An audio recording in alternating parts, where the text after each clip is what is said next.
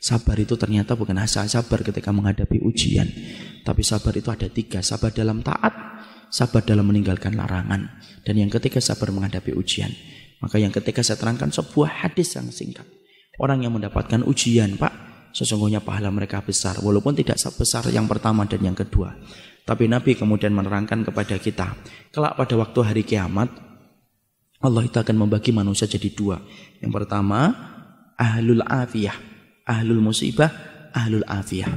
Dalam riwayat Ibnu Majah, Rasulullah itu bersabda, manusia nanti ketika dikumpulkan di padang mahsyar dibagi menjadi 2. Ada yang pertama ahlul musibah, yang kedua ahlul afiyah. Ahlul musibah itu siapa?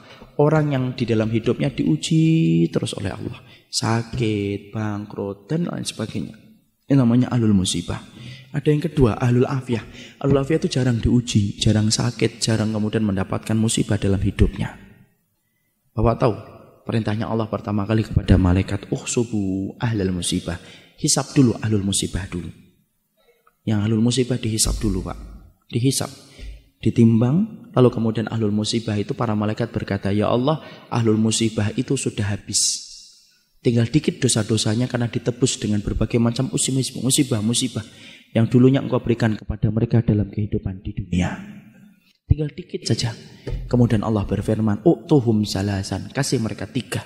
1, khairan, kasih mereka surga.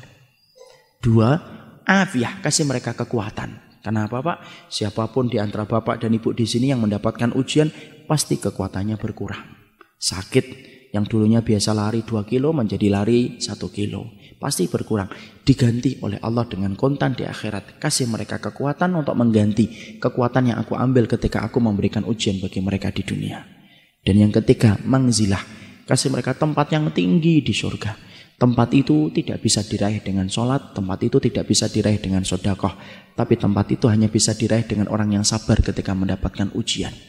Dinaikkan itu ahlul musibah ke tempat yang tinggi. Sampai ahlul afiyah melihat itu mendoakan kepala mereka ke atas. Saking tingginya ahlul musibah ketika ditempatkan oleh Allah.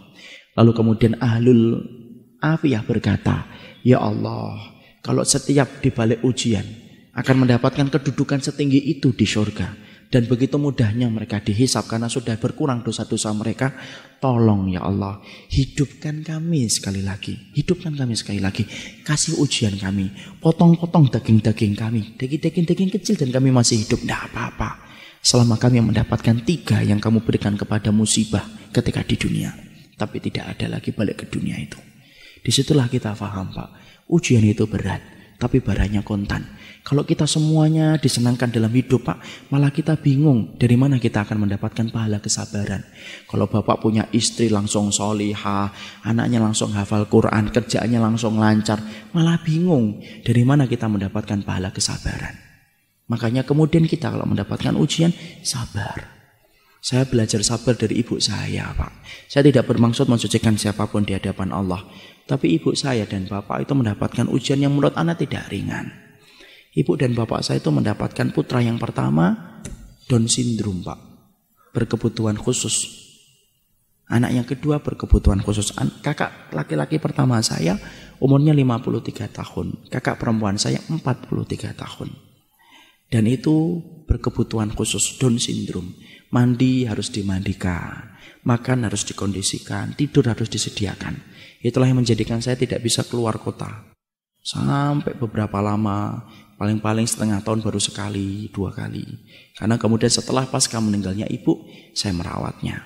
Tapi saya belajar dari kesabaran ibu saat itu. Saat itu saya ketika kecil, Pak, SMP, saya masih ingat, kadang-kadang ibu kalau makan di warung itu tidak pernah malu beliau. Selalu digandeng kakak saya. Dan tidak pernah ditinggalkan di mobil. Saya anak SMP, wajar, malu, Pak. Saya ngomong dan komentar, Bu ditinggal aja di mobil. Kan orang pada ngeliatin. Kan kita tahu, Pak, masyarakat Indonesia tidak bisa ngelihat sesuatu yang agak beda dikit, kecuali pasti dilihat terus. Ibu saya ngomong, ya apa-apa nak, biarkan saja. Ibu yang kemudian akan megangin, kamu duduk di jauh-jauh dari ibu, tidak apa-apa. Di rumah ibu bilang, tahu nggak nak, kadang-kadang tobat belum tentu nasuha. Kadang-kadang istighfar belum tentu hati kita khusyuk.